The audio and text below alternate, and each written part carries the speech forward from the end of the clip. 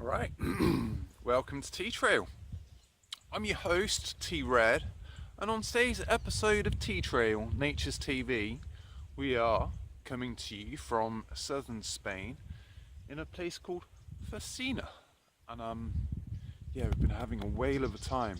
I've been putting up a yurt, which is a first for me, and a great skill to have. I know how to get them ready in kit form, and now I know how to put them up. So yep, another proverbial string in the bow. So beautiful. It's just so beautiful, right? So today's episode is on language and storytelling. And the words we use. So it transpires that the Mongolian word for yurt is grrr, which I kind of love because I can imagine going to the pub and having one too many and going grrr. So my journey over the last few months has just been incredible, hey, and it's put me in a great place to be able to give you this video. So as you guys know, I had my time over in Portugal at Macaba, which I'll touch base on briefly in a while.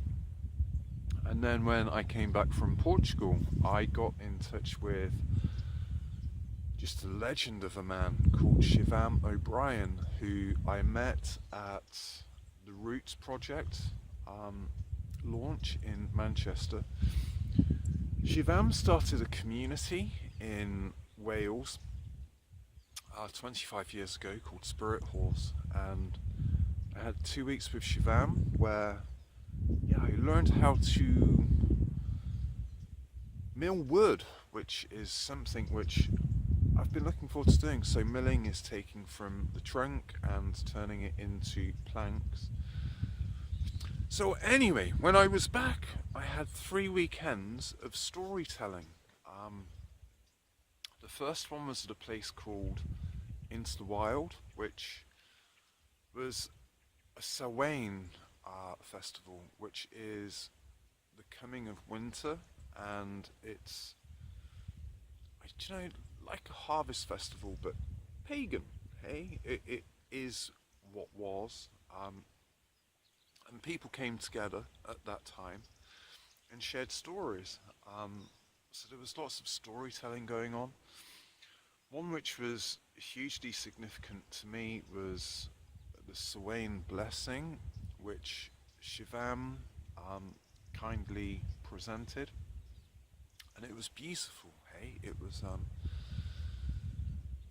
the men got into the middle of the meeting, and then the women blessed the men for all that they are and all that they will be, and the place we come from, which, coming out of the patriarchal age, a lot of men have been damaged as much as women. It's been a pretty rough time, but we're coming out of it, and things are looking bright. So yeah, to kneel on one knee and to be pardoned and had forgiveness thrown upon us for buying some pretty ill-fitting beliefs and ways of being. And then we returned that to the women and all the ladies and thanked them for all that they are and all that they have been. And I mean, just women are the bringers of life, hey? That they are the ones that carry the universe.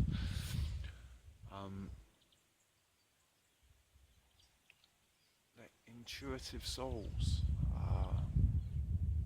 They allow things, and so that process was just really beautiful. There was one point where the men had to make a manly noise as possible, like a shout, and I hadn't done that. Like really let myself go in a long time, and that was a great experience. So coming away from that weekend, which was just beautiful, hey, then we went back to Spirit Horse where we started constructing the yurt. Um, and part of Shivam's repertoire is something called beautiful speech. So I was lucky enough to attend that, and it took place in a wigwam. Yes, a wigwam. So we had a fire in the middle, and there were about maybe 14 of us in total. And we sat around for the weekend. Shivam presented us with poems and lyrics, excerpts from books. And he went on to explain that when we talk to others, we need to talk to their soul as opposed to their persona. And it was an incredible thing to be a part of.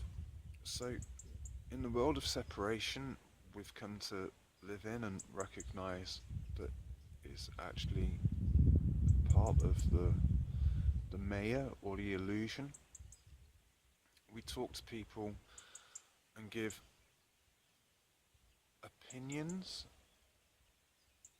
of what we believe, which comes from maybe a place that isn't necessarily true. So one thing that shone through for me is to give options as opposed to opinions. So always be willing to listen to what other people have to say, and I mean to bat it straight out of the vicinity if you disagree with it is just, I mean it's a relationship killer, and we're all one, hey? So yeah, ask questions and find out where the belief and their opinion comes from, and give them options. So lay it at their door, as in, will have you considered, or in my experience.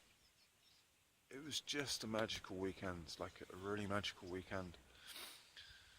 To have a weekend in a wigwam or teepee, one of the two is the pointy structured one, okay? It just felt like we stepped back right in time, and it was truly, truly magical experience. I think one of the things that had been pointed out as well is that as we got busier and busier, we kind of, and more separated, we've lost the ability to build each other up. So praise and accept, and this all became relevant during those 2 weekends. And then the third weekend, I was away on the permaculture course, and we went to a place called Felin Ecaf, which the guy there, David, had spent 13 years recreating the most beautiful wooden structures, which he'd kind of correlated throughout time, and then rebuilt them with just so much love and passion. And this was run by visitors, or volunteers rather, from all over the world. And the amount of love that had gone into the work and the buildings, I'd never seen anything like it. So we sat round again in a roundhouse this time, which had a big fire in the middle, so like a meeting place of old, and we shared stories, and they were stories of how we worked the land, how the year had been for us, what worked and what didn't work so well, what we had envisaged for the year coming. We shared contacts and energy, and all sat around a circle with a fire in the middle of similar souls. It was just incredible here, an amazing thing to be a part of. So when we come together in like meetings like that, the energy, as everything is, just kind of, oof, there is magic. And that's what storytelling is.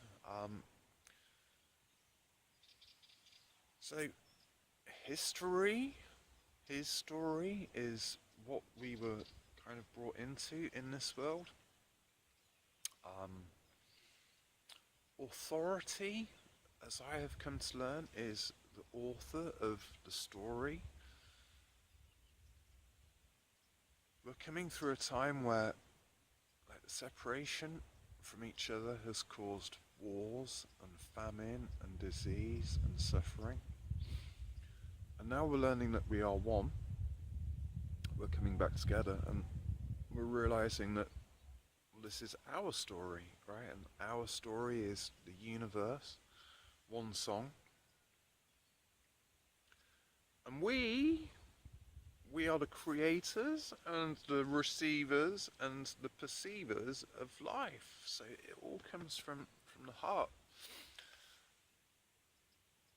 So my story, roughly translated into mystery, there was a lot of dropping vowels and replacing them with other vowels in words we've used over the years.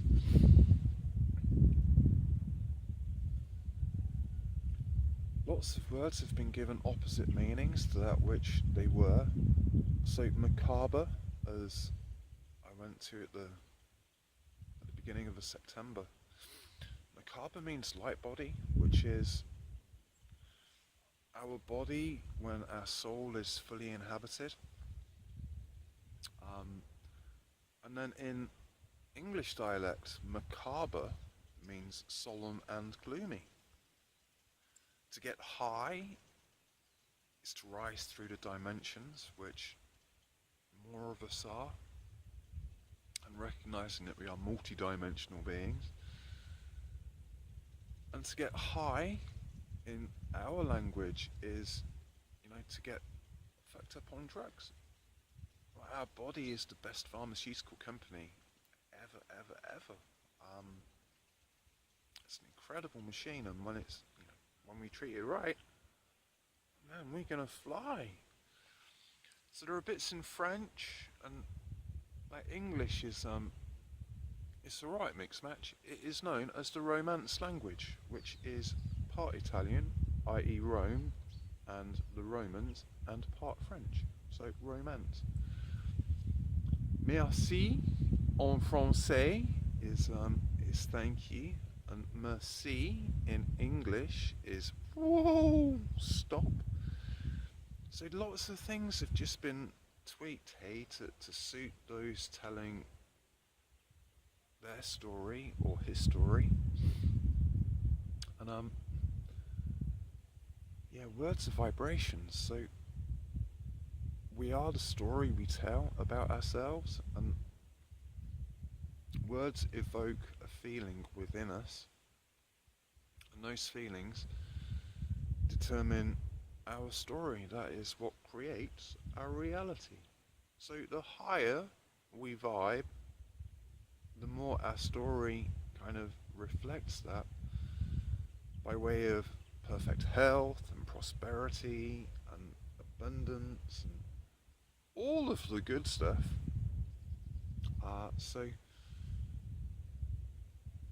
We need to, or rather I would suggest you choose your words carefully. Changing your story about yourself, just get out there. And it's just incredible, hey? The more you live life, the more you forget where you came from. And some of us have had, stories which ultimately have served us, but at the time we think, oh man, just what is this? So So the more things you do and the more stuff you experience, the more people you meet, you change your story, you change your life. And yeah, just feeling super blessed, hey. So yeah, our words and the language we speak, all of the information that has ever been passed down, and information, like information, we're always information through the knowledge we pick up and the stuff we share. Stories were always passed down from generation to generation in roundhouses, around the fire, and then something happened and we got given this great big book called the Bible, which yeah, a lot of the teachings were then like distributed from that. And first it came to us in Latin, and the only people that could give us those teachings were dudes in like black caps and gowns, maybe not caps. So we took it on their word, and like it got a little bit mangled in the wash, the translation, and then King James came along and he translated it into English. So we had one of these family Bibles at home. My mum pulled one out not so long ago. Illustrations were incredible, hey? And before we had a TV, the family Bible would have been a massive bit of like family entertainment. You can imagine sitting down and I'm pulling out the family Bible and going, oh, look at those pictures, aren't they really beautiful? So when I was in Wales on the permaculture course, and this is quite, it was just, everything is always working out, eh?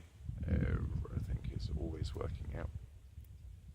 We were staying at a place called Clanrider, which is the UK's second highest waterfall, I believe, and it was also the place where the Welsh translated the King James Bible into Welsh so that they could then read it themselves, as opposed to going in and having someone else read it to them in a strange language or a foreign language, which coincidentally Welsh in English means foreigner. There you go. So I think I'll leave you on that one, hey, which just popped in.